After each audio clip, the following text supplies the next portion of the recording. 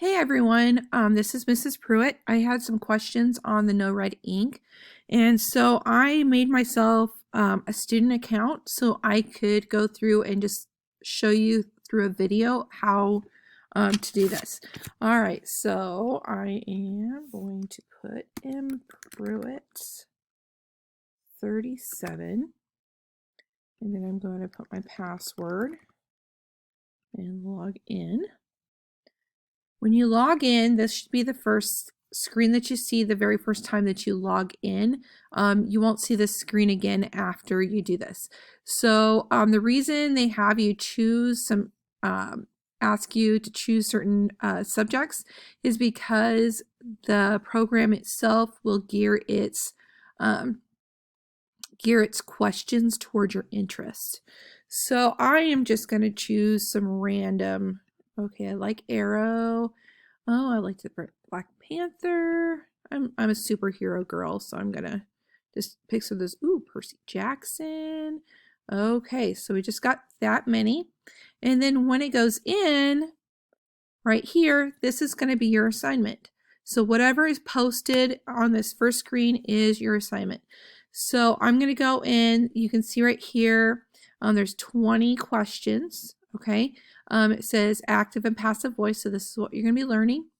It says there's going to be 3 topics once I get in here, and then it has the due date. Then it says topics mastered. So as you get going along, it's going to add these up for you. And then it's going to give you some averages and quiz averages. So I'm just going to click on the play. And it says active and passive voice, 3 topics. What is mastery? To master a topic, you must demonstrate full understanding of that topic. Mastery is not about answering a set number of questions or spending a certain number of minutes on No Red Ink. Instead, mastery is based on practice. Mastery-based practice builds a tailored set of questions to meet your needs. So right here, it says identify active voice, identify passive voice, and then is the sentence active or passive. So you have to start with these before you can go to this one. So I'm going to start here, and what you're going to do, you're going to go to the lesson first, and it's going to pull up the lesson that teaches you how to do this active voice questions. So for instance, is identify active voice verbs. Active voice verbs tell us what the subject is doing. So yesterday, Daniela made the smoothies. So active voice verb, it's something that she is doing. What did she do? She made. Okay, so made tells us that what Danielle is doing. So verbs of any tense can be in the active voice as long as the subject is doing the action.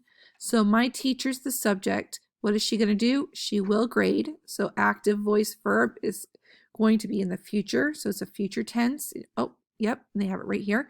It says our project next week. So my teacher will grade our projects next week. Okay, Sydney's the subject here. What is she doing? She is searching. What is she searching for? For stink bugs. So what is searching is something that she is doing right now. And so it's present progressive tense. That means it's happening right now in the present. So passive voice verbs show that something is being done to the subject. Passive voice verbs always include a to be verb. So is, for instance, would be your to be word. Then down here, the subject smoothies. The smoothies were made. So the were would be your to be verb, and it helps out your what you're doing, made. And so were made means it happened in the past. So it says passive voice verb. So it happened in the past. It's passive. So our next subject is our projects, and will be graded. So will be would be our helping to be verbs, and it's helping our action, grading or graded. So this is happening. Will be graded means it's not happened yet. It's going to happen in the future. And then by my teacher after school. All right. So when you're done with this, you'll come back out here, and then you're going to go to the practice. And then in the practice, it's going to have you go like select the active voice verb in the sentence below. So in his backyard, Grover Underwood is keeping a beehive. So what's the active voice verb? What is the action? So who's the subject first? Grover Underwood. What is he doing? He is keeping. What is he keeping? A beehive. So what is he doing? Is keeping. So I'm going to click on is keeping and hit submit answer. And then it just goes on. So it's pretty easy peasy. And when you are done, it shows you how many answers you've questioned. If you need to exit, you can exit right here. Okay, and it shows you I'm 5% complete. That means that shows you I have not completed it yet. So I'm going to go back in here. So after you do the practice and everything, then you'll see that these ones become available later for you to do. So you have to do the lesson first, then the practice, then do the quiz me, and then you have the history. The history shows what you answered before. And look here, it shows me that I got the answer correct. Okay, so that shows you what you did. Let's say you got done with your lesson and you want to know what you did in the past. If you go up here to past work, you click on it. It doesn't say it right now because obviously I have not finished the lesson. So when you finish the lesson, it's going to put them right here for you to go back and view if you need to. If you ever need to go back to the home page where the lesson is or starts right here, you just hit the home. And learn right here shows you what you've mastered. Okay, so these are all the different things that could possibly be assigned to you in the future. Okay, but it shows you right here active and passive voice. It has 4 topics. I'm 4% complete according to this one. And then it's not started just means these have not been assigned yet.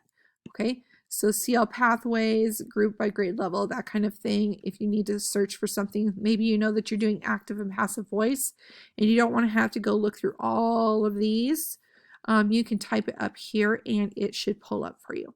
So I hope that helps, guys. Happy no red inking.